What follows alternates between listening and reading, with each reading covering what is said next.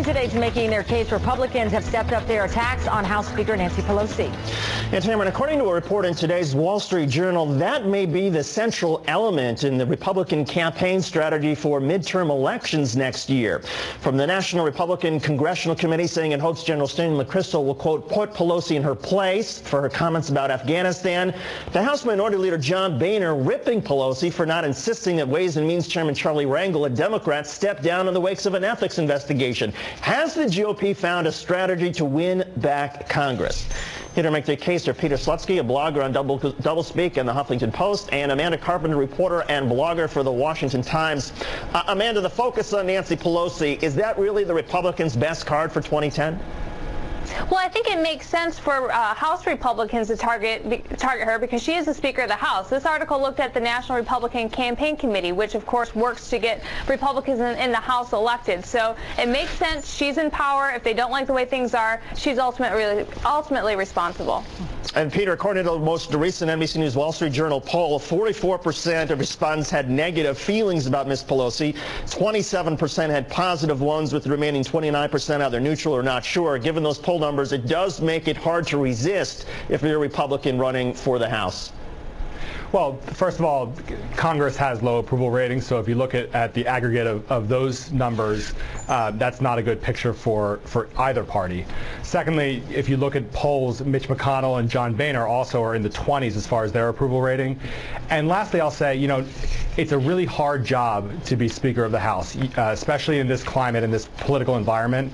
And, Speaker Pelosi is in the arena, and she's going to get kicked around like, other people who are national figures, and that's part of the job and that's part of the territory.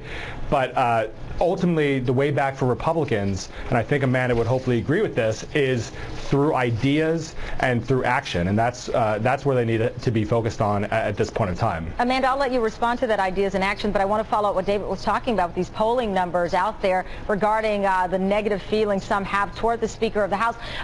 Does it boil down for Republicans to look at her because the approval rating for the president, as we just reported, ticked up to 56%? He's a harder target right now?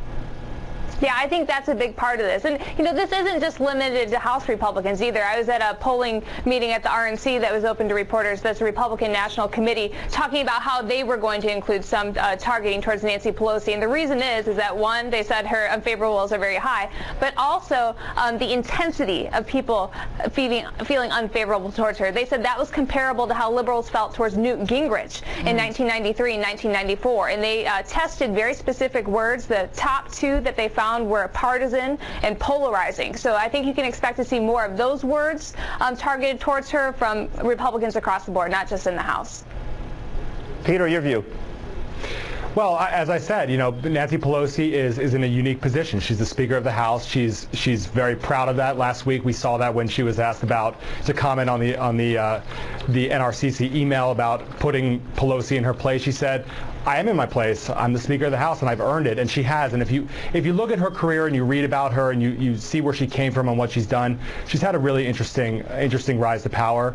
And again, when you're a national figure and you're a leader like she is, you're going to be part of this political game, and that's when you have the political committees going in and testing you and testing words around you, and that's all for political game. But what ultimately she'll be judged on in 2010 and the Democrats during that cycle is what they get done, and that's where I urge people to focus right now.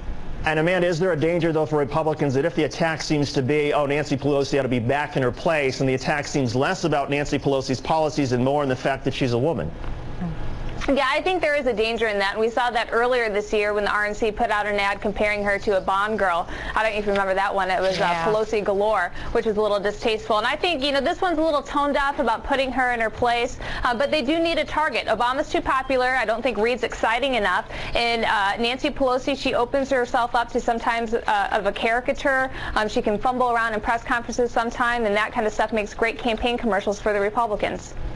Amanda Carpenter and Peter Slutsky, interesting conversation. Thank you both so much for coming on today. We appreciate it. And Tamara, I love Amanda's last point that because Harry Reid is so boring, he's not the lightning rod Republicans need. And his race will be tough, but it's interesting, David, that with Speaker Pelosi, she is a person that when you say her name, you're going to get some extreme reactions depending on, which side of the aisle or conversation you subscribe to. But it is fascinating, although I don't think this is a surprising strategy, because if you listen to conservative radio, they constantly hit her name, Pelosi, Pelosi. So this strategy shouldn't surprise anyone. We'll see. Absolutely.